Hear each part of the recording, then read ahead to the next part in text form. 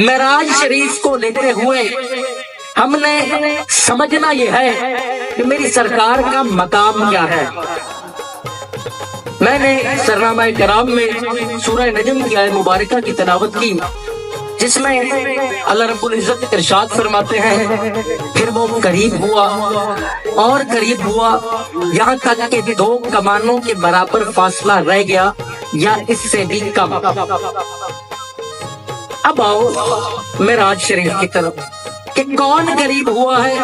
اتنا قریب ہوا ہے کہ سب فاصلے ہی مٹ گئے۔ میرا نبی صلی اللہ علیہ وآلہ وسلم اپنے حجرہ اقدس میں آرام فرما رہے ہیں، یہ گھڑیاں ہیں، جبرائیل اللہ کا حکم لے کر آتے ہیں۔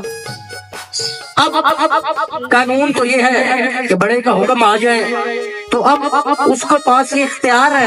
کہ جس طرح مرضی کہہ دے۔ یہ بھی کہہ سکتا تھا یا نبی اٹھیے بلاوا آیا ہے، ملاقات کو جانا ہے، لیکن جبرائیل چونکہ تقاضا ادب مصطفیٰ سکھانے آئے تھے، آپ کے قدموں کا بوسہ لیتے ہیں، آپ کو بیدار کرتے ہیں اور فرماتے ہیں یا محبوب خدا آپ کا رب آپ کے دیدار کا مشتاق ہے، آپ کا رب آپ کے دیدار کا مشتاق ہے۔ آپ کے حجرہ اقدس سے یہ سفر معراج شروع ہوا، مسجد اقصی میں لے جایا گیا جہاں 1,23,999 انبیاء نے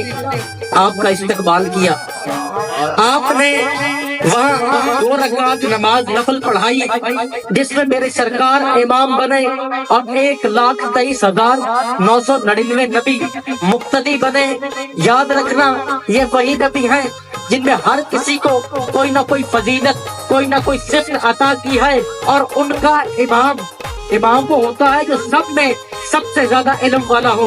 سب سے زیادہ مقام والا ہو۔ اسی لیے تو گھرانہ آل محمد کو فریضہ امامت دی گئی ہے، جو بھی رب کی طرف سے گئی ہے، بندوں کی محتاج نہیں۔ یہ ممبر ہمارے گھر کا ہے، ہمیں کسی کو کہنے کی ضرورت نہیں کہ اس ممبر پہ بیٹھے، بس وہ جس کو چاہتے ہیں وہ بٹھا دیتے ہیں۔ وہ ہے نا قطرے کو یوں وہ سمندر سے ملا دیتے ہیں، اپنے نوکر کو وہ ممبر پہ بٹھا دیتے ہیں، تو بس نوکری پوری کرنی ہے۔ سرکار کو امام بنایا گیا،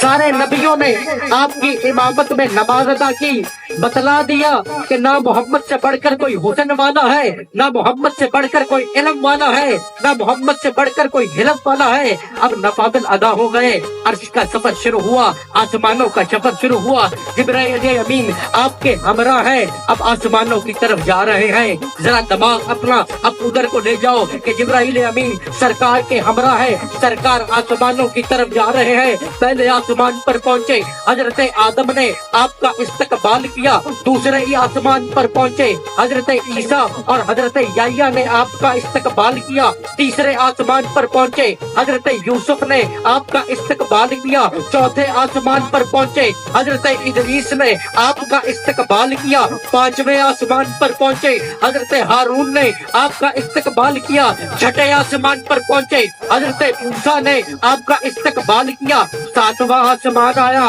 آپ کے جد ابراہیم نے آپ کا استقبال کیا، آسمانوں سے بات اوپر کو پڑی، وہ مقام آیا جسے سدرۃ المنتہا کہتے ہیں، جہاں چوک در چوک، جہاں چوک در چوک اللہ کے فرشتے اللہ کے محبوب کے استقبال میں کھڑے ہیں۔ یاد رکھنا کہ وہ فرشتے ہیں جن کے بارے میں بتلایا گیا ہے کہ جس فرشتے کو ایک دفعہ مدینہ پاک حاضری کا موقع ملتا ہے دوبارہ نہیں ملتا، تو ذرا سوچو جب رب کا محبوب تشریف لا رہا ہے فرشتوں کے عشق کا عالم کیا ہوگا، فرشتوں کی کیفیت کیا ہوگی، انہوں نے کس طرح اپنے رب سے اجازت طلب کی ہوگی کہ رب آج تیرا محبوب آ رہا ہے، آج ہمیں استقبال کی اجازت دے دے، اور سدرہ کا مقام انہیں عنایت ہوا ہوگا جہاں انہوں نے رب کے محبوب کا استقبال کیا ہوگا۔ تو یاد